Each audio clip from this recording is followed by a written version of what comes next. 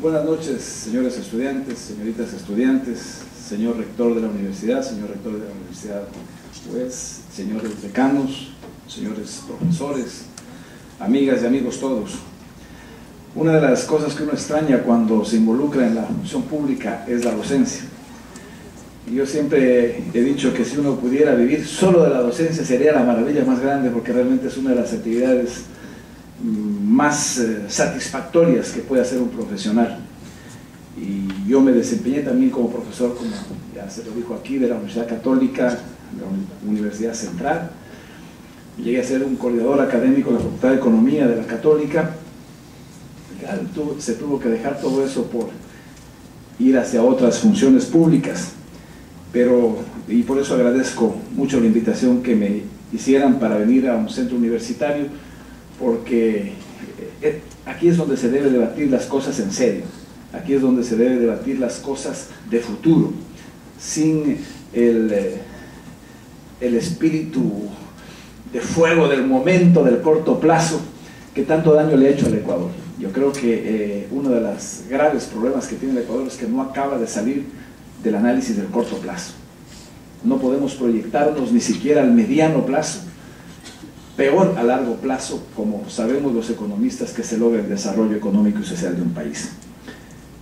Así que quiero agradecerles por la invitación y felicitarlos por estos 5 años de fructífera labor de la universidad. Cuando el presidente Correa me pidió a mí que me hiciera cargo del IES, me lo hizo a 10.000 pies de altura, por eso no pude salir corriendo, porque realmente el IES ha sido una institución muy compleja. Para que ustedes tengan una idea, desde el 2000 hasta la fecha que se hizo una reforma sustancial al IES, el presidente de directorio que más había durado era 11 meses. Entonces, claro, yo decía, esto es una barbaridad. Cuando le dije a mi esposa esto, que tuve que aceptarle porque mi hijo me lo dijo en un avión, esto es una barbaridad. Muchos amigos míos me decían, te vas a quemar, porque esto es una institución que no tiene futuro. Y realmente que yo ya no le había podido negar 2 veces al presidente unas ofertas que me hizo, y esa tuve que aceptarle. Pero yo vi una oportunidad. Yo vi una oportunidad porque el IES es una institución que tiene que ver casi con todos los ecuatorianos, con el bienestar de los ecuatorianos. Y dije, bueno, aceptemos el reto y veamos qué puede pasar. Para que ustedes tengan una idea, porque a veces incluso los que hemos estudiado, los que hemos estado cerca de la información, decimos el IES es una institución grande. Pero solo estando dentro de la institución nos damos cuenta de la barbaridad de institución que es.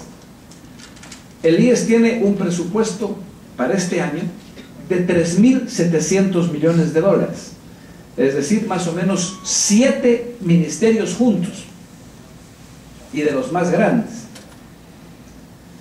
Y manejamos un portafolio de inversiones de 7.800 millones de dólares. Entonces, esto es una responsabilidad enorme, y como digo, esta magnitud de recursos en la economía ecuatoriana es muy significativa y tiene que ver, como digo, con mucho del desarrollo económico y social del país. Pero, ¿cómo encontramos el IES?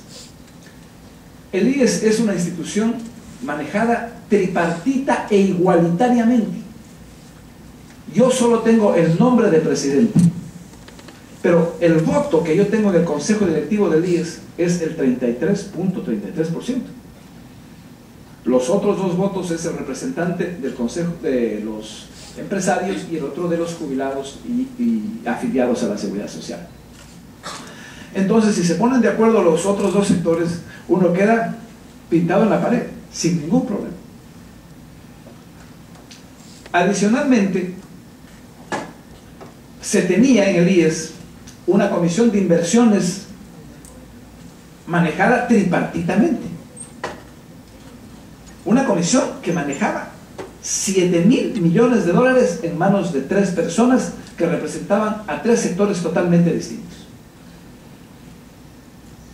Después de eso, 4 seguros generales con presupuestos y administración propia, y 293 unidades autónomas de gasto.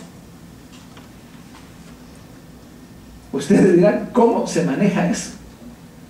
Realmente una cosa imposible de hacerla, y por eso antes al IES llegaba el representante del Ejecutivo, el representante de los empresarios y el representante de los trabajadores, y se repartían la institución.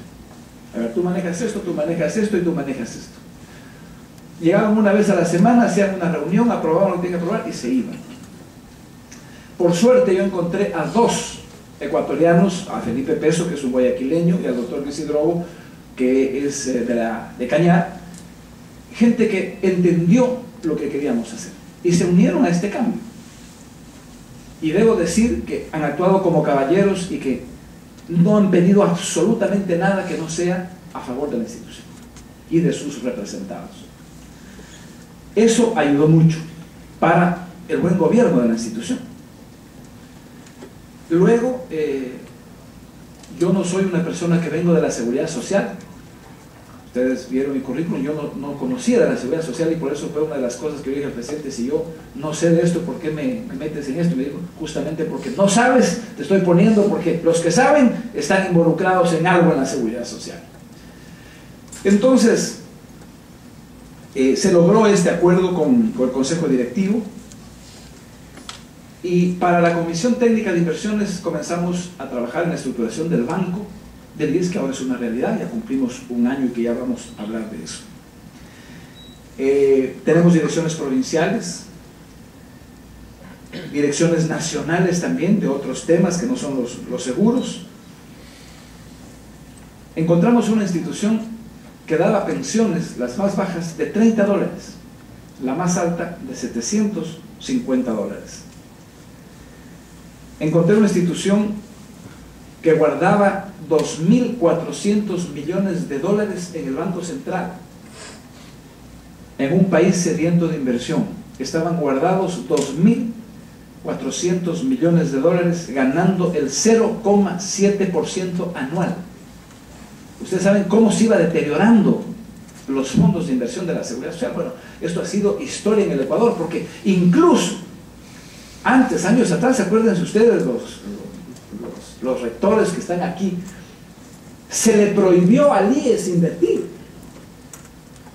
y por eso tenemos ahora un déficit actuarial importante que lo estamos manejando.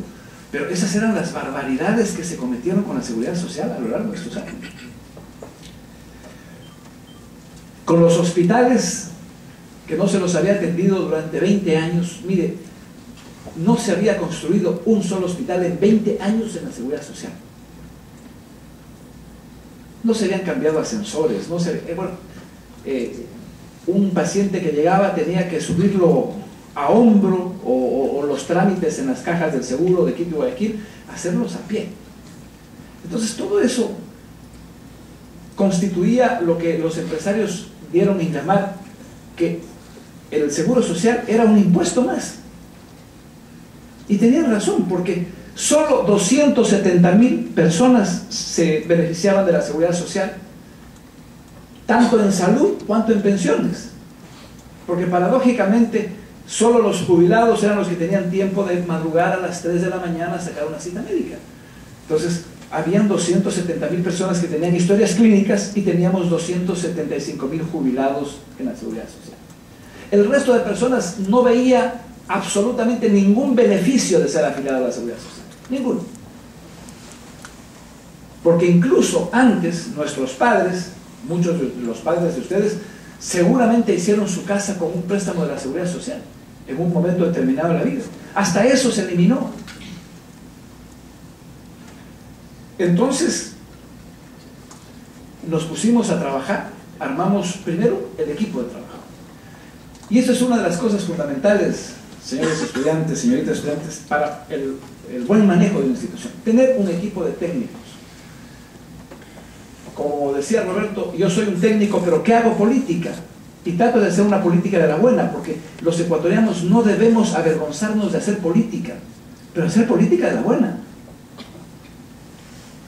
Entonces comenzamos, digo, a estructurar un equipo de gente, primero, coherente ideológicamente, que quiera hacer un cambio, que no quiera ir a ganar un salario, sino realmente a sudar la camiseta de la Seguridad Social. Y nos involucramos con gente muy joven, gente de experiencia también, pero un equipo que estaba dispuesto a hacerle frente a esta gran tarea. Entonces, comenzamos por lo fundamental, las inversiones. ¿Qué hacemos con esta plata? Yo como economista me sentía frustrado, decir, ahí hay 2.400 millones que me están haciendo ojitos. ¿Y qué hacemos en un país sediento de inversiones? Entonces lo primero que hicimos, ¿quién va a ser el primer beneficiado? Es el afiliado. Y por ahí comenzamos.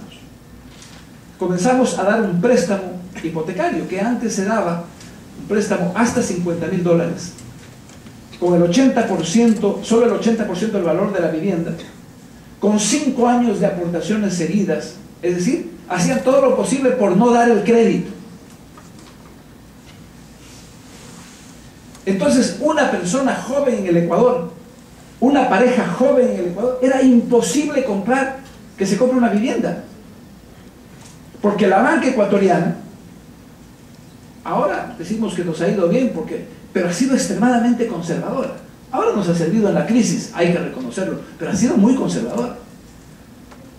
Los créditos para vivienda que daba la banca eran a 7 años, a 8 años, a tasas del 13, 14%. Entonces, y con el 70% tenías que tener un ahorro del 30%. Entonces, una pareja joven en el Ecuador, vetado a comprar una casa. Entonces, yo dije, no, aquí tenemos una mina de oro. Y primero invité a la banca privada, porque yo dije, zapatero a tus zapatos. Hice un convenio con la banca de $400 millones. Usted pone cualquier crédito, mayor de 15 años, yo le compro la cartera. Resultado, después de un año, solo utilizaron $125 millones, de los cuales el 40% eran las mutualistas. Entonces dije, y me reuní con la Asociación de Bancos y les dije, bueno, ¿y qué pasó? Me dijeron, no hay demanda. Yo dije, a ver, en un país que hay 1 millón de déficit habitacional, no hay demanda. No, yo creo que lo que no hay es condiciones de crédito para que la gente lo demande. Entonces, nosotros nos pusimos a analizar cuáles son las fortalezas de la Seguridad Social. Primero, que tenemos a la clase privilegiada de la nación, que es los que están con empleo. Primera cosa. Segundo, tenemos un fondo de pensiones, tenemos los famosos recursos para la jubilación, para los famosos, ¿cómo es que se llaman estos que damos cada año? Los fondos de reserva y todas estas cosas. Entonces, cada uno tenía un respaldo financiero importante. Entonces decidimos dar en un inicio hasta $70.000 el 100%.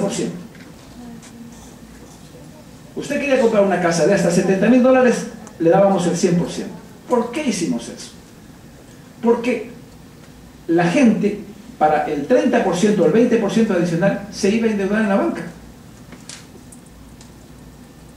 Entonces yo dije, ¿y por qué no también cojo ese nicho yo? Y voy a tener un cliente más, con más holgura para pagar. Entonces le dimos el 100%.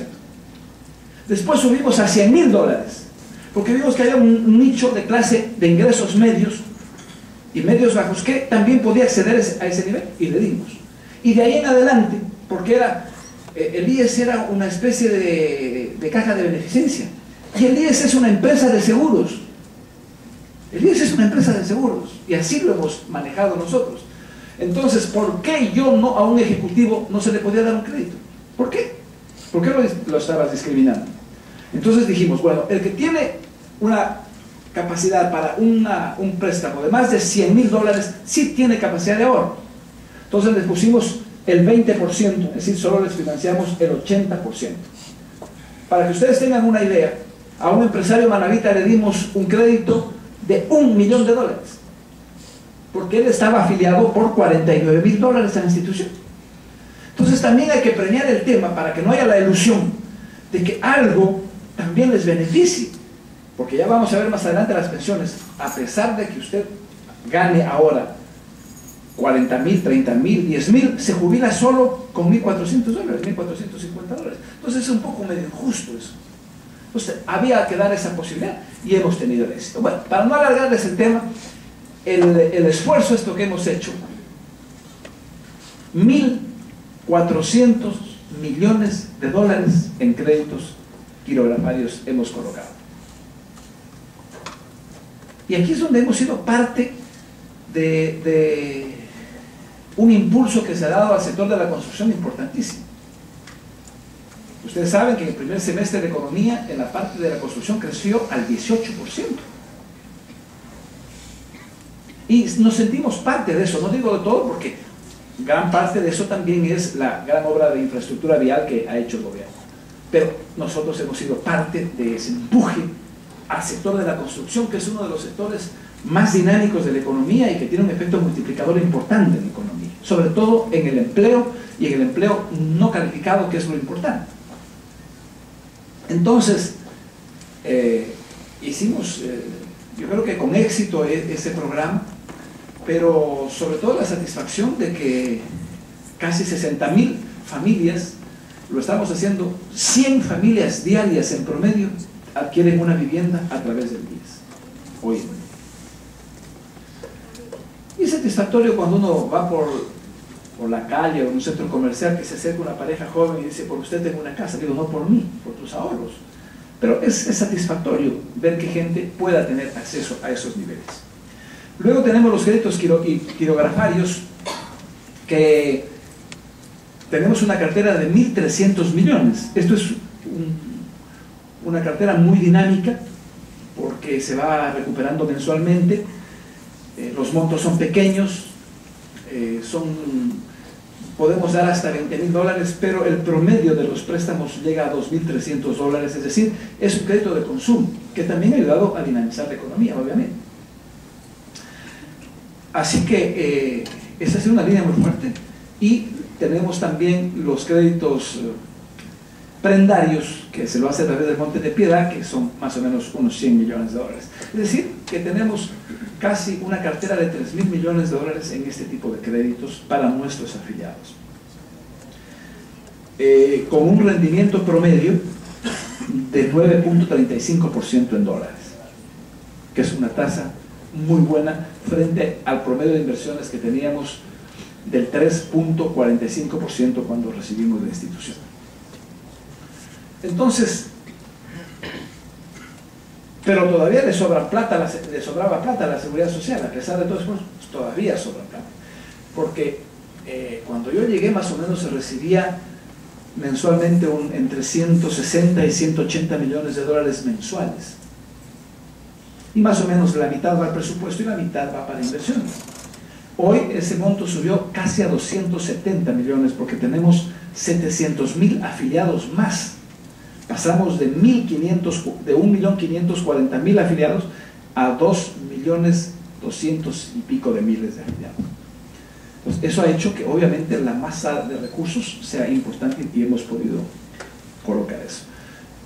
Entonces comenzamos a diversificar también la cartera de la institución en inversiones, porque antes básicamente se hacía con bonos del Estado, que ya les vamos a explicar cómo está este tema, y una que otra empresa de las que se atreven en el mercado ecuatoriano a poner sus acciones en la bolsa de valores, que ese es uno de los cuellos de botella de la economía ecuatoriana, a mi criterio.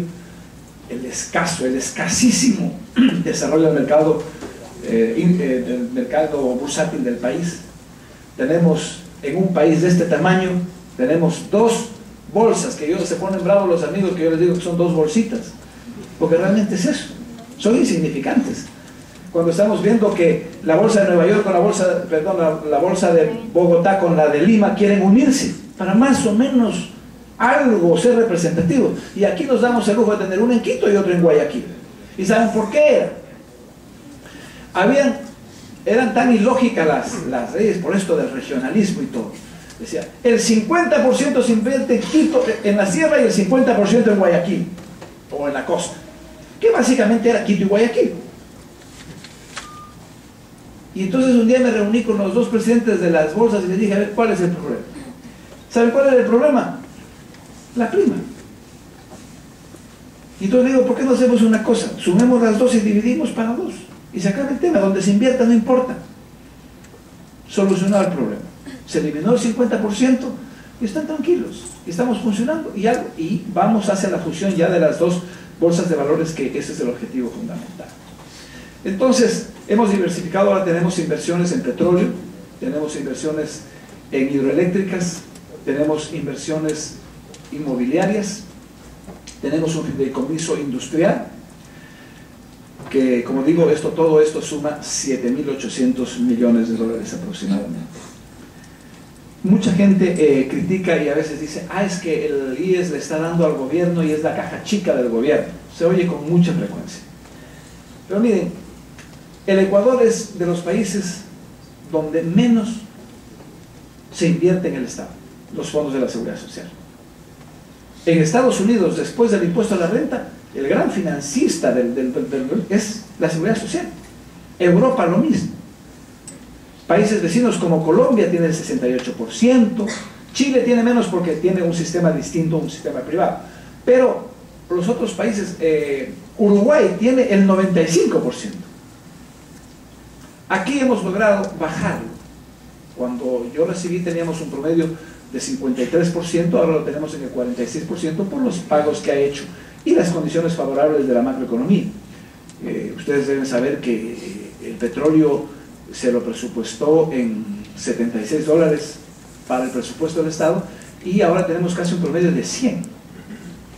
Entonces ha habido recursos adicionales para el fisco importantes que no han necesitado de la Seguridad Social. No es que nos hemos puesto muy duros, no, hay las condiciones macroeconómicas para que se diera esto. Entonces, eso ha mejorado sustancialmente y ha hecho obviamente que los recursos de los afiliados estén mejor utilizados y más diversificados y con menos riesgo. Resultado de todo aquello es que vamos a terminar este año con un rendimiento promedio de inversiones del 8%, que es un promedio muy bueno en dólares. De tal forma de que estamos haciendo proyectos inmobiliarios porque por ahí algún economista que quiso hacer política con esto dijo que el Ecuador estaba en una burbuja inmobiliaria. Entonces, bueno, realmente creo que medio país se le burló porque hablar de una burbuja inmobiliaria en el Ecuador es ilógico. Primero porque la mayoría de la gente que está sacando un préstamo de la Seguridad Social es para su primera casa, no para especular inmobiliariamente. Y luego, si ustedes se ponen a ver el precio de construcción frente a los países vecinos, solo Colombia y Perú, casi estamos en la tercera parte. En una urbanización o un sector como San Borondón, aquí, que usted encuentra casas a $1.500 el metro, $1.600 el metro. En similares urbanizaciones en Bogotá o en Lima, usted encuentra $3.000, $3.500 el metro. Aquí a una hora de vuelo. Entonces, no ha habido eso. Pero para evitar que suba, porque sí ha subido un poco los precios de la vivienda, sí ha subido, hay que reconocerlo, estamos haciendo proyectos con el sector privado. El IES es el mayor terrateniente de las mejores tierras en las ciudades. ¿Por qué? Porque ha ido adquiriendo terrenos como forma de pago, que las empresas han caído en mora, etc. Entonces, y se ha ido acumulando durante 40 años. Cuando yo llegué, no había un registro de los bienes de la Seguridad Social. Para decirles algo, se nos evaporó un hotel en la península. Se evaporó. Se perdieron escrituras, se perdió el registrador de la prueba, ya no era del IES. Nunca más fue del IES. Hemos recuperado, ahora tenemos georreferenciado, hemos limpiado, porque habían terrenos, aquí mismo en Guayaquil tenemos las casas colectivas, arrendadas en $2, $3, con un problema social terrible y además urbano para la ciudad de Guayaquil terrible. A pesar de todo ese esfuerzo que hicimos buscando en notarías, en los registradores de la propiedad, el año pasado encontramos una hectárea de terreno, para quien conoce Quito, al lado de la Universidad Católica, en la 12 de octubre. Una hectárea que nadie sabía de quién era. Así era como se manejaba la seguridad social en el Ecuador. Ahora todos esos terrenos hicimos concursos con el sector privado para que el sector privado construya casas y departamentos y proyectos inmobiliarios y hospitales en los terrenos de la seguridad social. Hicimos una feria inmobiliaria y se presentó proyectos por 1.500 millones de dólares. Con eso obviamente nosotros pensamos que vamos a ofertar muchas viviendas para que los precios de la vivienda no suban más. Y obviamente el Banco del IES se ha fortalecido con todo esto. Es un banco moderno, es un banco totalmente digitalizado, no necesitamos realmente de sucursales. Hemos puesto una en Guayaquil, vamos a poner otra en Cuenca porque si no los cuencanos se nos resienten, y otro para los manavitas, y pare de contar, ya los otros que se nos resientan nomás, pero no vamos a poner una sucursal más. Pero además son sucursales muy chiquitas. Aquí la de Guayaquil tiene 37 personas, la de Cuenca va a tener 12 y la de Manaví va a tener 9. Porque usted desde su casa, lo que estamos haciendo ahora es dar un préstamo a los afiliados para que se compren una computadora y ahí va a tener la sucursal del banco. Esa es la idea. Bien, en salud, comenzamos implementando el call center, que ahora está agotado el call center obviamente, pero logramos incorporar a muchos más afiliados al servicio de la salud. Como les decía, de 270.000 historias clínicas hemos pasado a 1.300.000. ¿Y cómo se ha hecho esto? Porque a veces, como a la entrada tuve una entrevista, dice, es que yo fui a un hospital y me dijeron que no le han dado una cita. Le dije, pero seguramente al lado habían 15 que sí la dieron, porque estadísticamente es así. Más o menos nosotros damos 7,5 millones de citas al año en el IES. Nosotros manejamos más o menos el 29% de la salud del país.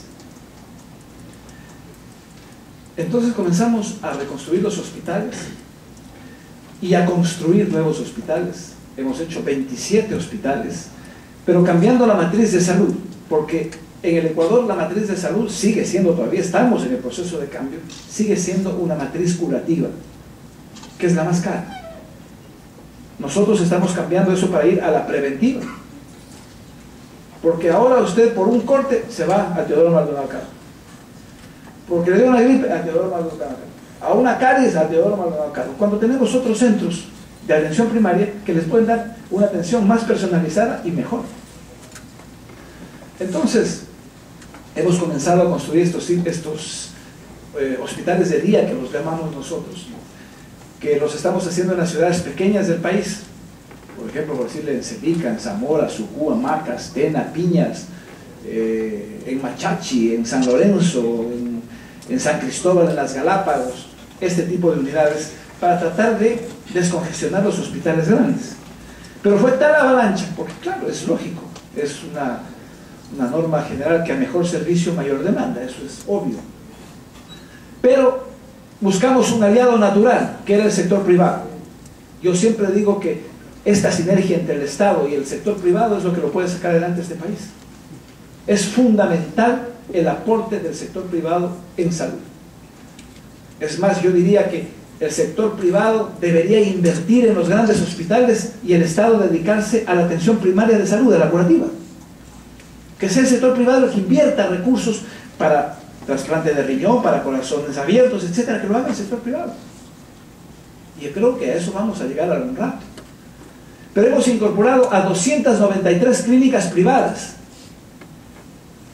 Y en año y medio más o menos que tenemos estos convenios, ya casi 2 años vamos a tener, hemos operado a 603.000 personas hasta septiembre de este año.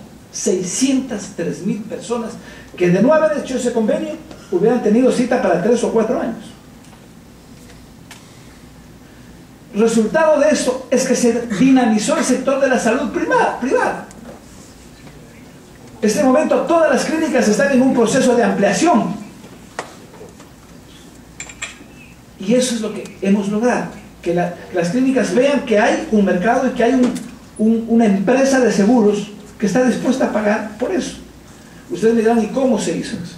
Con un tarifario que está publicado en el registro oficial. Nos pusimos de acuerdo el Ministerio de Salud, el IES, el ISFA y el ISPOR, que son las dos instituciones de seguridad social de las Fuerzas Armadas y de la Policía. Hicimos un costeo y dijimos a las clínicas, ¿les gusta? ¿Que no está muy bien? No, esto es lo que tenemos, porque eso nos cuesta a nosotros.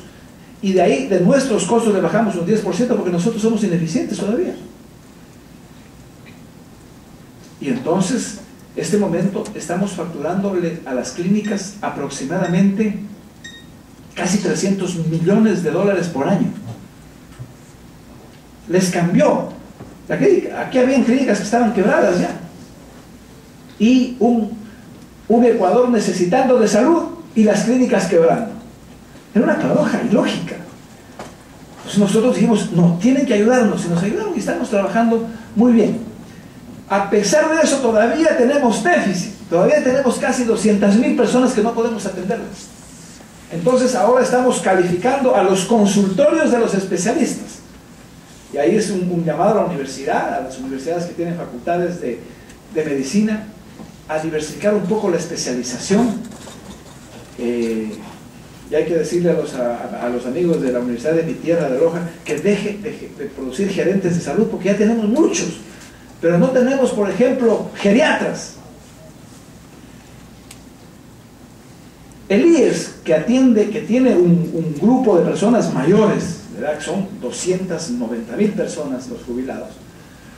Necesitaríamos al menos 100 geriatras. ¿Saben cuántos geriatras hay en el Ecuador? 12.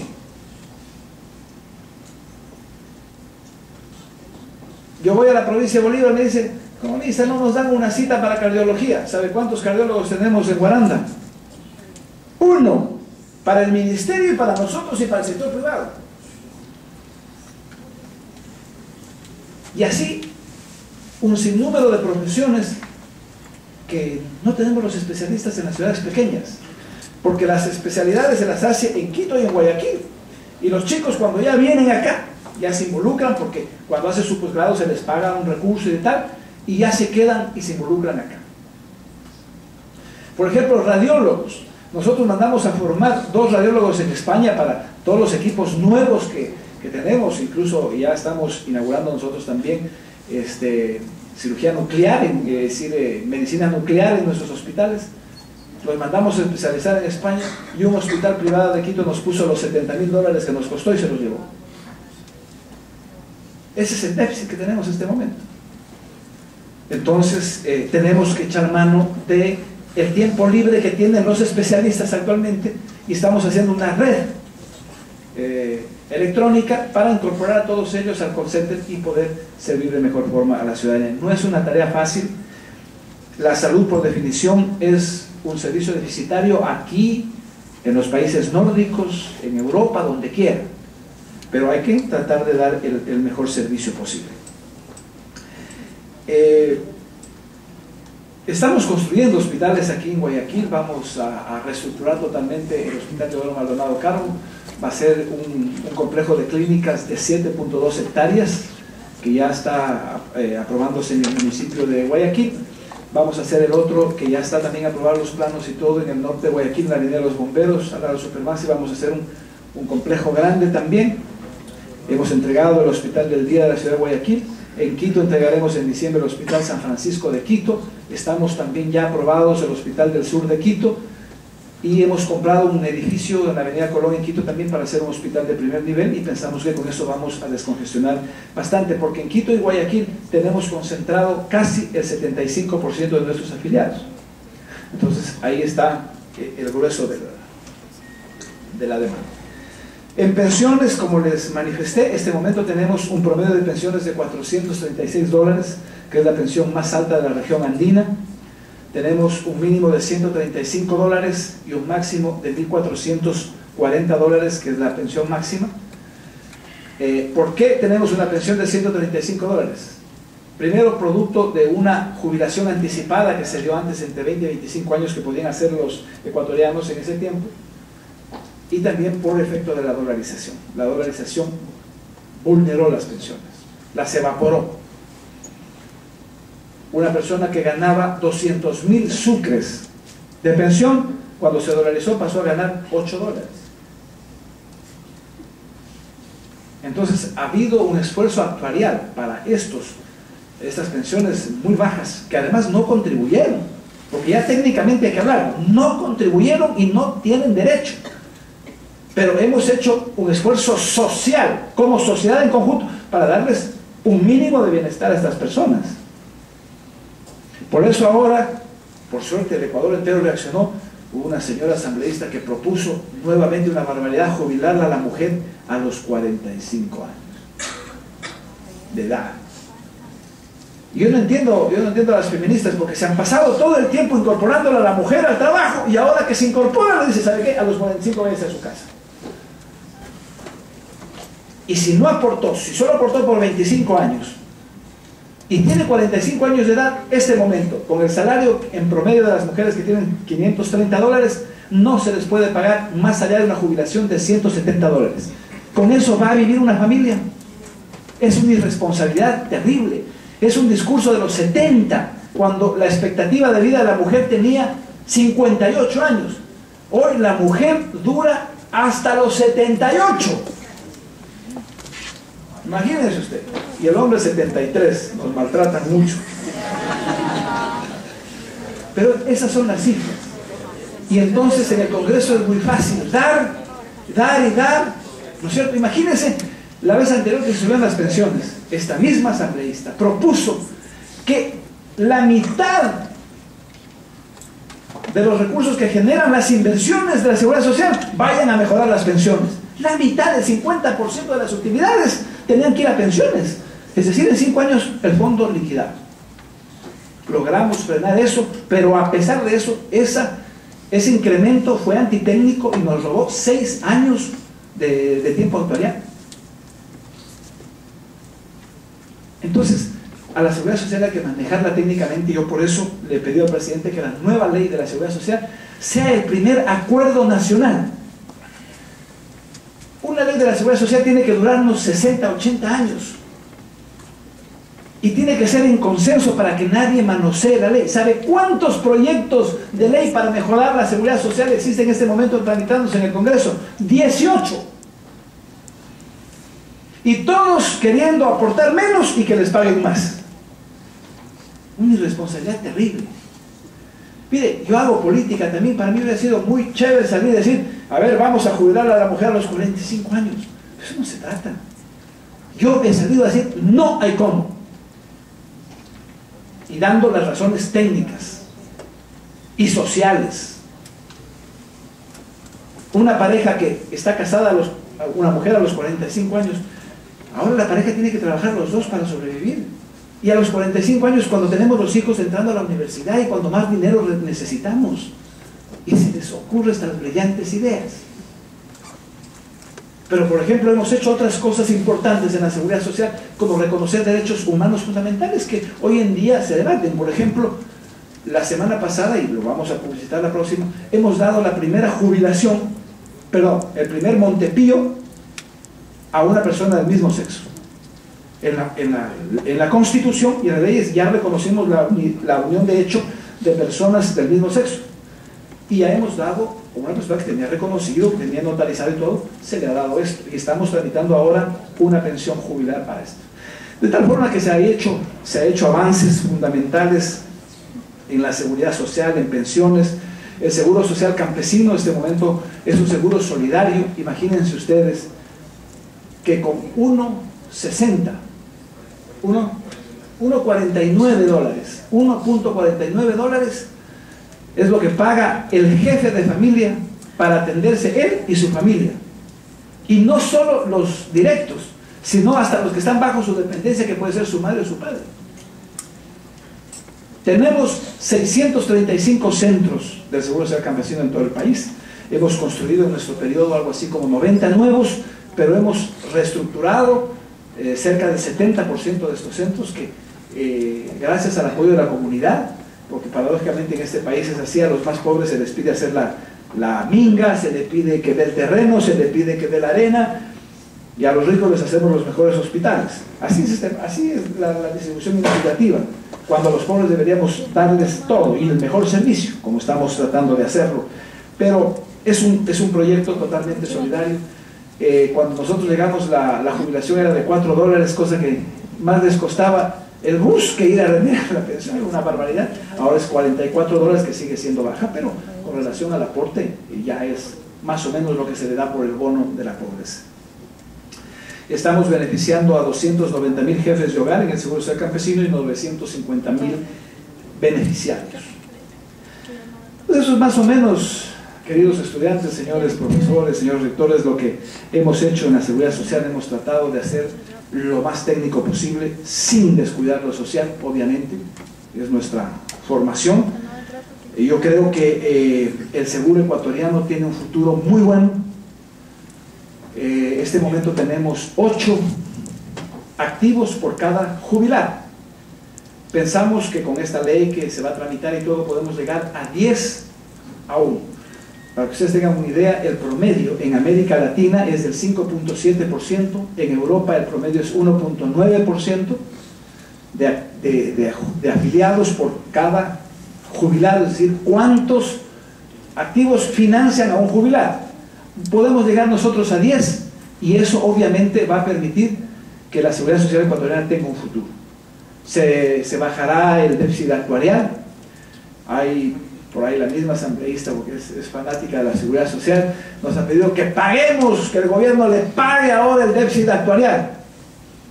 Entonces, ustedes, algunos son estudiantes de economía, seguramente sabrán que el déficit actuarial es en el tiempo, en 30, 35 años. ¿Cómo se le paga? Es imposible, pero bueno, así son los asambleístas. Entonces, hay que tener paciencia. Pero eso es lo que hemos hecho. Créanme que no ha sido fácil este trabajo, pero lo hemos hecho por mucho cariño por este país, porque esta es una institución que tiene que ver con el bienestar de casi todos los ecuatorianos. Muchas gracias.